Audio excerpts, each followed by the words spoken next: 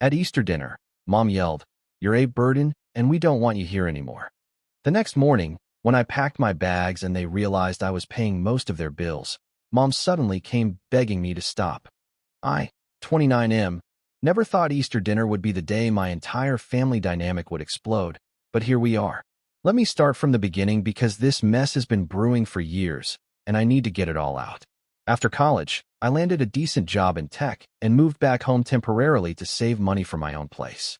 Temporarily turned into 3 years because, honestly, it was convenient for everyone. My parents' mortgage was underwater after Dad's construction business took a hit during the recession, and my younger sister was still in community college. When I started contributing to household expenses, it just made sense to stay. What started as helping with groceries turned into me covering the mortgage, utilities, car payments, and pretty much everything else.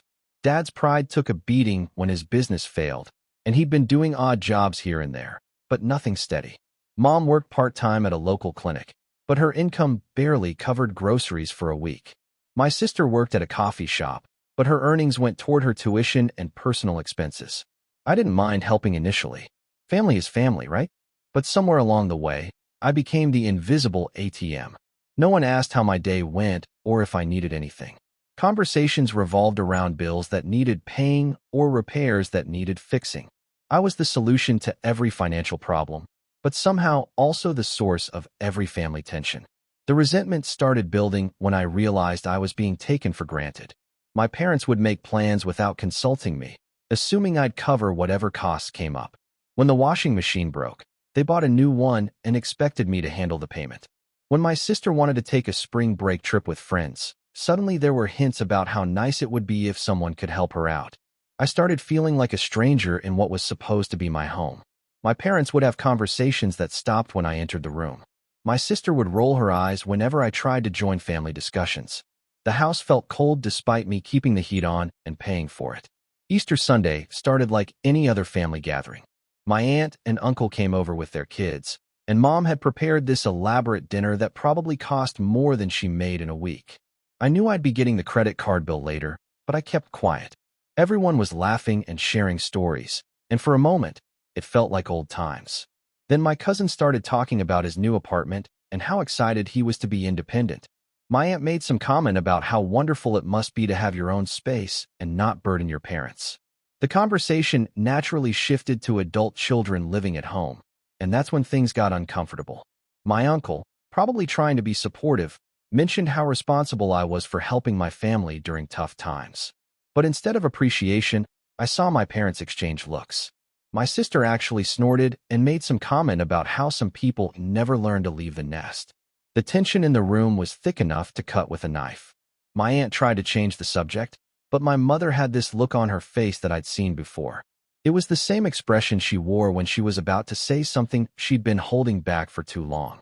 She started talking about how different things were when she was my age, how people didn't rely on their parents for everything, how independence was something you earned, not something you postponed. Her voice was getting louder, and everyone at the table was looking uncomfortable. Then she turned to me directly and said I was a burden and they didn't want me there anymore. The words hit like a physical blow. She said I was holding everyone back, that I was using them as an excuse to avoid growing up, and that it was time for me to figure out my own life instead of hiding behind family obligations. The room went completely silent. My aunt looked horrified, my uncle was staring at his plate, and my sister was actually smiling like she'd been waiting for this moment. My father just sat there, not defending me, not saying anything.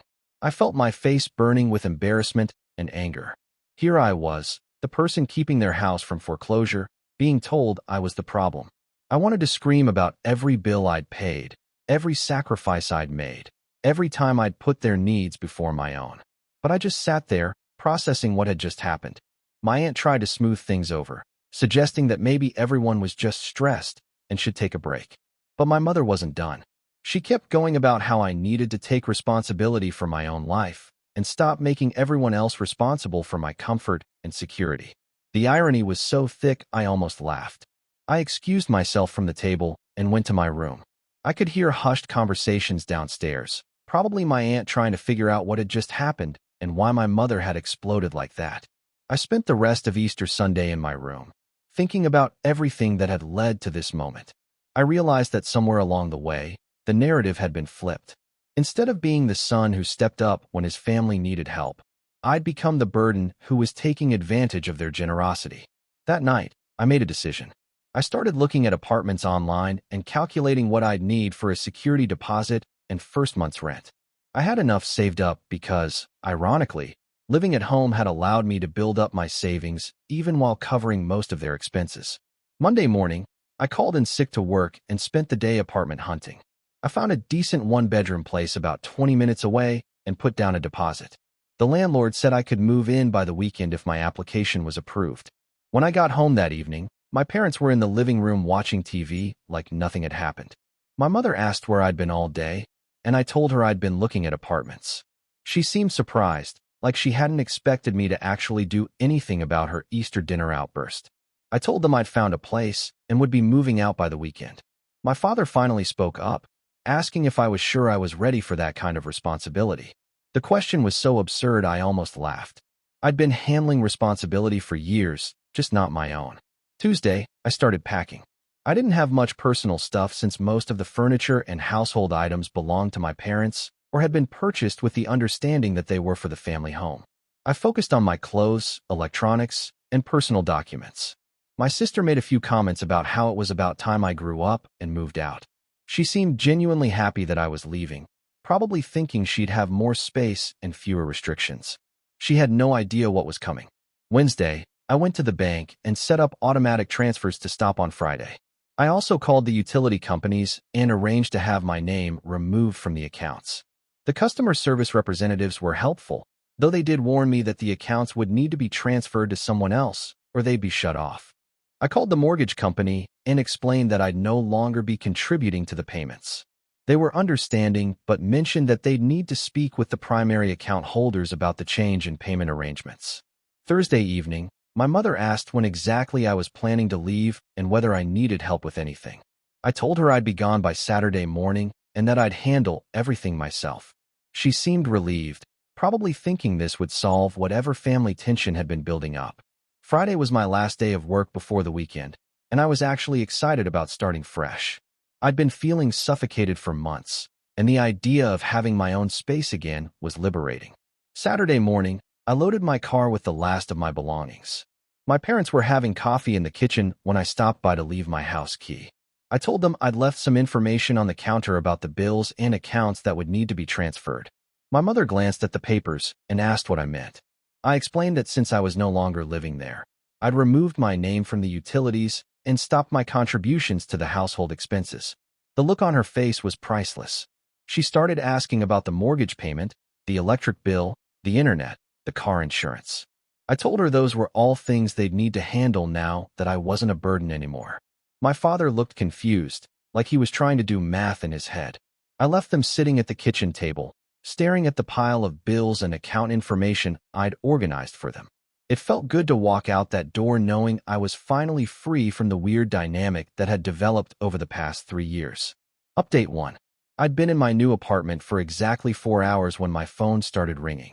It was my mother, and she sounded panicked. She was asking when I was planning to transfer money for the mortgage payment that was due Monday. I told her I wasn't planning to transfer any money since I no longer lived there. She started explaining that they'd been counting on my contribution and that they couldn't cover the full payment without me. I reminded her that just a few days ago, I was told I was a burden and wasn't wanted there anymore. The silence on the other end of the phone was telling.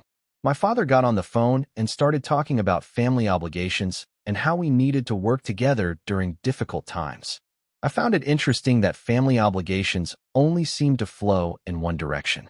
He asked if we could work out some kind of arrangement where I'd continue helping with expenses even though I'd moved out. I told them I needed to focus on my own responsibilities now, just like they'd suggested.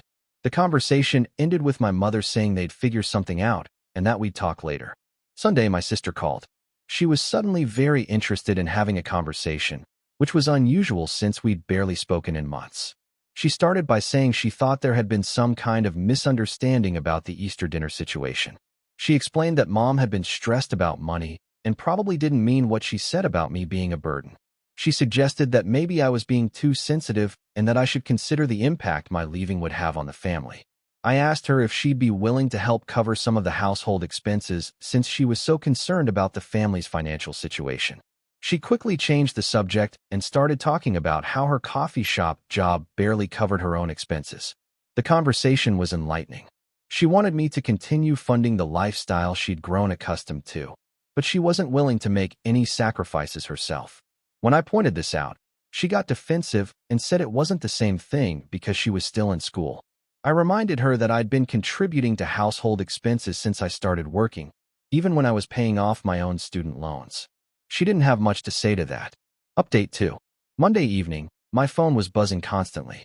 My parents had apparently spent the day trying to figure out their finances and had come to the realization that they were in serious trouble without my contributions. My mother called and started the conversation by apologizing for what she'd said at Easter dinner. She explained that she'd been feeling overwhelmed and had taken her frustrations out on me unfairly. She said she appreciated everything I'd done for the family and hoped we could work things out. I listened to her apology, but I could tell it was motivated more by financial panic than genuine remorse. She kept steering the conversation toward the immediate problem of covering the bills rather than addressing the underlying issues that had led to the Easter dinner explosion. She asked if I'd consider moving back home, saying they'd all try to be more appreciative and that we could establish better communication. When I declined, she asked if I'd at least continue helping with the mortgage until they could figure out a long-term solution. I told her I understood they were in a difficult position, but that I needed to prioritize my own financial stability now. I'd spent 3 years putting their needs first, and it was time for me to focus on building my own future. Tuesday, my father showed up at my new apartment. He looked tired and stressed, and he started by saying he was proud of me for taking the step to get my own place. He said he should have said something during the Easter dinner incident and that he regretted not standing up for me. We talked for about an hour, and it was probably the most honest conversation we'd had in years. He admitted that they'd become too dependent on my income and that it wasn't fair to expect me to carry that burden indefinitely. He also acknowledged that my mother's comments had been hurtful and inappropriate, regardless of whatever stress she was feeling. He said he'd been struggling with his own feelings of inadequacy about not being able to provide for his family the way he used to. I appreciated his honesty, but I also made it clear that I wasn't going to resume my previous role as the family's financial safety net. I offered to help them create a budget and explore options for managing their expenses, but I wasn't going to continue paying their bills. Update 3. By Wednesday, the reality of their situation had fully set in. My mother called again, and this time she was crying. She said they'd received a notice from the mortgage company about the missed payment and that they were facing potential foreclosure if they couldn't catch up. She begged me to reconsider, saying that losing the house would destroy the family. She promised that things would be different if I came back, that they'd treat me with more respect and appreciation. I felt bad hearing her cry, but I also recognized that this was exactly the kind of emotional manipulation that had kept me trapped in that situation for so long. Every time I'd considered moving out before, there had been some crisis that required my financial intervention. I told her I was sorry they were going through this, but that they'd made it clear I wasn't welcome in their home. I couldn't be both a burden they didn't want and a financial resource they couldn't live without. Thursday, my sister called again, and this time she was angry. She accused me of being selfish and abandoning the family when they needed me most. She said I was punishing everyone for something Mom said when she was upset. I asked her what she was doing to help with the family's financial situation. She said she was just a student and couldn't be expected to contribute the way I could. I pointed out that she was 22 years old and perfectly capable of working full-time if the family's financial survival was really at stake. She got quiet when I mentioned that she'd been spending money on clothes, entertainment, and other non-essentials while I was covering the basic household expenses. She'd never had to make the kind of sacrifices I'd been making because she knew I'd handle whatever she couldn't or wouldn't pay for. The conversation ended with her saying I'd changed and that I wasn't the brother she used to know. She was right about that. I had changed. I'd finally realized that being family doesn't mean accepting unlimited financial responsibility for everyone else's choices. Friday, exactly 1 week after I'd moved out, my parents showed up at my apartment together. They looked defeated, and my mother immediately started apologizing again. She said she'd been wrong about everything and that she wanted me to come home. They'd spent the week trying to figure out how to manage their expenses without my income. and it had been a wake-up call about how much I'd been contributing. My father had picked up additional work, and my mother was looking into full-time positions, but they were still facing a significant shortfall. They offered to pay me rent if I'd move back home, essentially trying to recreate our previous arrangement, but with different terminology. I declined and explained that the issue wasn't just about money or living arrangements. The problem was that I'd been taken for granted and treated like my contributions didn't matter until they were gone. I'd been made to feel like a burden while simultaneously being expected to carry the family's financial responsibilities.